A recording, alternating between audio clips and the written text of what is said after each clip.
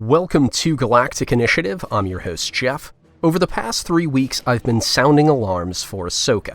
I sensed a letdown, and the first 3 episodes certainly fit that description. But I suspect the worst is yet to come. Grand Admiral Thrawn, one of my favorite Star Wars characters, will appear in the series and subsequent projects from Dave Filoni. Thrawn hasn't entered live action previously, and his depiction in the trailers raises a red flag. Lars Mikkelsen has the voice. Could he bring the physicality? Did Lucasfilm spend the credits necessary to transform his face, eyes, and hair? This clip says Blue Man Group more than Chiss Warlord. As described by his creator, author Timothy Zahn, shimmery blue-black hair, pale blue skin, long, lean features, and glowing red eyes. Identical to a human male in other respects. Here's a first impression of Thrawn from a supporting character. Quote, "This face was a nightmare image, with eyes that glittered like 2 bits of red-hot metal." Unquote. Does Mikkelsen's visage frighten you? Mannerisms and abilities. Thrawn had a wicked smile.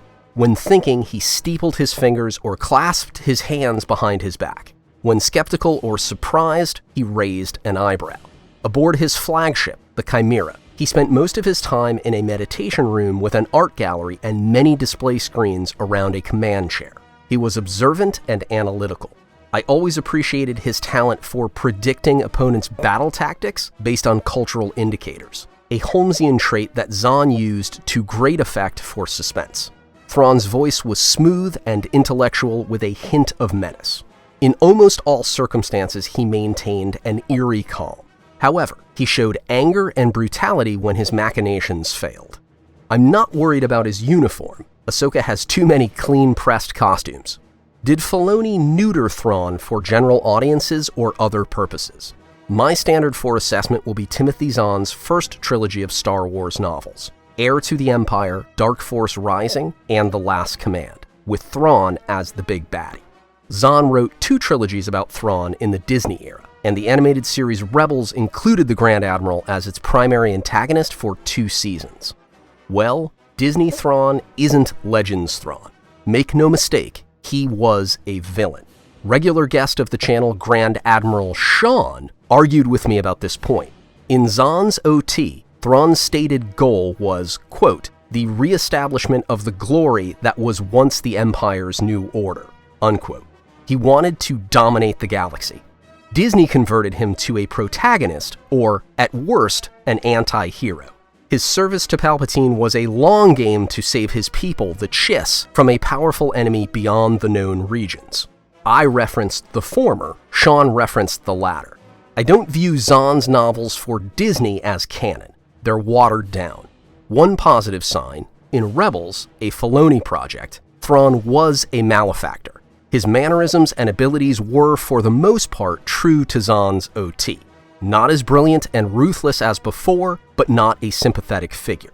5 years after Rebels, my greatest fear is Filoni's adoption of the message, which is antithetical to powerful, mature villains. For a big-budget, high-profile D+ series, compliance with the agendas of Kathleen Kennedy and Bob Iger is nearly certain. And based on his recent interviews and speaking engagements, Filoni apparently subscribes to their ideologies. Thrawn must be the equal of evil geniuses like Iago, Professor Moriarty, and Khan Noonien Singh. Zahn represented him as, quote, "possibly the greatest military mind the Empire has ever seen," unquote. So far, Ahsoka doesn't inspire confidence that such a role could exist within it. An old expression, characters are only as smart as their authors. A new expression, the Force is female. Thrawn must challenge the girl bosses. They must suffer as a result of their confrontations with him. At times, they must lose for the narrative to have weight. The New Republic's male leaders are the likeliest candidates to take blame for Thrawn's victories, if the script contains any. So Ahsoka, Hera, and Sabine can shame them in told-you-so moments and turn the tide. Search your feelings. You know it to be true. We've learned from the Disney era. Without lessons taught by conflict and suffering, the hero's journey is inconsequential, and the mouse chooses boutique socio-political trends over good stories. Thrawn shouldn't be sanitized, retarded, or humiliated. but I anticipate he will be. Thank you for watching. Please like, comment, and subscribe. Check out Galactic Initiative for all things Star Wars. Galactic Initiative is not authorized or endorsed by Lucasfilm Limited. The name Star Wars and all related materials are registered trademarks of Lucasfilm Limited, a subsidiary of the Walt Disney Company, all rights reserved. Galactic Initiative is a registered trademark and other product and company names are trademarks of their respective holders. Use does not imply affiliation or endorsement.